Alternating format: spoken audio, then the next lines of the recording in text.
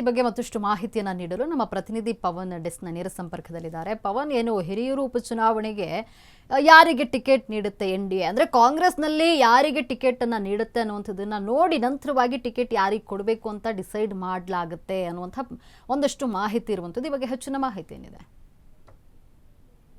ಬೆಳಿಗ್ಗೆ 9 ಗಂಟೆಗೆ ಬಿಜೆಪಿಯ ಕೋರ್ ಕಮಿಟಿ ಸಭೆ ಆಯಿತು ಇಲ್ಲಿ ಜಗನ್ನಾಥ ಭವನ ಮಲ್ಲೇಶ್ವರಮಲ್ಲಿ. ಇಲ್ಲಿ ಮುಂಬರುವ ಚುನಾವಣೆಗಳು ಅಂದರೆ ಆಗ್ನೇಯ ಪದವೀಧರ ಕ್ಷೇತ್ರದ ಚುನಾವಣೆ ಆಗಿರ್ಬೋದು ಮತ್ತು ಹಿರಿಯೂರು ಉಪಚುನಾವಣೆ ಕುರಿತು ಒಂದು ಮಾತುಕತೆ ಮಾಡಲಾಯಿತು. ಅಂದರೆ ರಾಧಾ ಮೋಹನ್ ದಾಸ್ ಏನು ರಾಜ್ಯ ಉಸ್ತುವಾರಿ ಇದ್ರಲ್ಲ ಅವ್ರ ನೇತೃತ್ವದಲ್ಲಿ ಸಭೆ ಆಯಿತು. ಈ ಸಭೆಗೆ ರಾಜ್ಯಾಧ್ಯಕ್ಷ ವಿಜಯೇಂದ್ರ ಆಗಿರ್ಬೋದು, ಮಾಜಿ CM ಯಡಿಯೂರಪ್ಪನವರು, ಮಾಜಿ ರಾಜ್ಯಾಧ್ಯಕ್ಷ ನಳಿನ್ ಕುಮಾರ್ ಕಟೀಲ್, ಬಸವರಾಜ ಬೊಮ್ಮಾಯಿ, ಜಗದೀಶ್ ಶೆಟ್ಟರು, CT ರವಿ, ಹಾಗೆ ಇನ್ನುಳಿದಂಥ ನಾಯಕರು 18 ಜನ ನಾಯಕರು ಸೇರಿದರು. ಈ ಸಭೆಯಲ್ಲಿ ಒಂದು ನಿರ್ಧಾರ ಆಯಿತು. ಅಂದರೆ ಮುಂಬರುವ ಚುನಾವಣೆ, ಮುಂಬರುವ ಹೋರಾಟಗಳು, ಅಂದರೆ ಆಡಳಿತಾರೂಢ ಕಾಂಗ್ರೆಸ್ ವಿರುದ್ಧ ಯಾವೆಲ್ಲ ರೀತಿಯ ಹೋರಾಟಗಳನ್ನು ನಾವು ಮಾಡಬೇಕು ಅನ್ನೋದ್ರ ಬಗ್ಗೆ ಒಂದು ಚರ್ಚೆ ಆಯಿತು.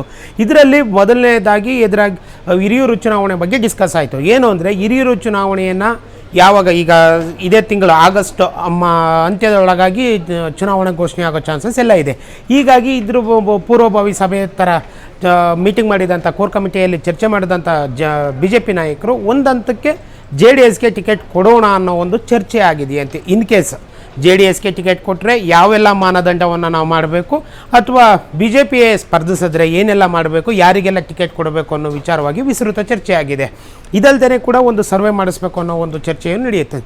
ಈ ಅಂದರೆ ಹಿರಿಯೂರು ಚುನಾವಣೆ ವಿಚಾರವಾಗಿ ಒಂದು ಹಂತಕ್ಕೆ JDSಗೆ ಟಿಕೆಟ್ ಬಿಟ್ಕೊಡೋದಕ್ಕೆ ಹೈಕಮಾಂಡ್ ನಾಯಕರೇನ ಹೇಳಿದ್ರೆ, ಅಥವಾ ಏನು ತಮ್ಮ ಮೈತ್ರಿ ಪಕ್ಷ ಆದ JDS ಏನಾದರೂ ಕುರಿತು ಹೈಕಮಾಂಡ್ ಕಡೆಯಿಂದ ಏನಾದರೂ ಒಂದು ಸಂದೇಶ ಕೊಟ್ಟರೆ ನಾವೇನೆಲ್ಲ ಕೆಲಸ ಮಾಡಬೇಕು ಅನ್ನೋದ್ರ ಬಗ್ಗೆ ಒಂದು ಚರ್ಚೆ ಆಗಿದೆ.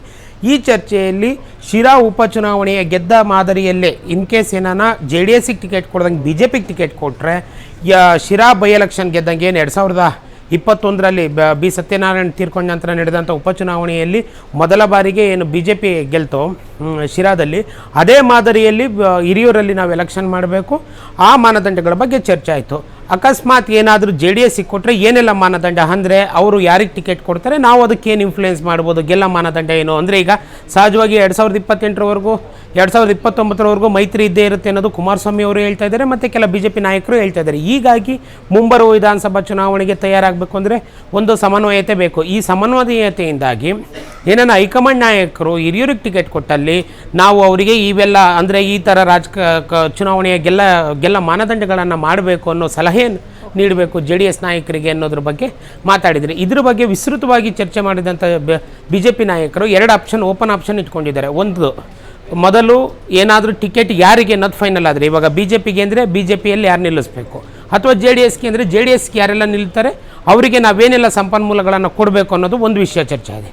ಇನ್ನೊಂದು 2ನೇ ವಿಚಾರ ಚರ್ಚೆ ಆಗಿರೋದು, ಕಾಂಗ್ರೆಸ್ನವರು ಟಿಕೆಟನ್ನು ಘೋಷಣೆ ಮಾಡೋವರೆಗೂ ನಾವು ಟಿಕೆಟ್ನ ಘೋಷಣೆ ಮಾಡಬಾರ್ದು.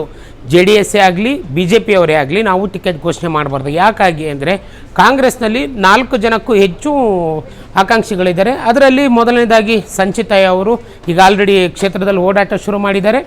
ಅವರು ಬಹುತೇಕ ಅಂದರೆ ಕಾಡುಗೊಲ್ಲ 52,000 ಜನ ಇರುವಂಥ ಕಾಡುಗೊಲ್ಲ ಸಮುದಾಯವನ್ನು ರೆಪ್ರೆಸೆಂಟ್ ಮಾಡ್ತಾ ಇದ್ದಾರೆ. ಇನ್ನು ಹಾಲಿ ಶಾಸಕರಾಗಿದ್ದಂಥ ದಿವಂಗತ D ಸುಧಾಕರ್ ಅವ್ರ ಮಗ ಸುಹಾಸ್ ಸುಧಾಕರ್ ಅವರು ರೇಸಲ್ಲಿದ್ದಾರೆ.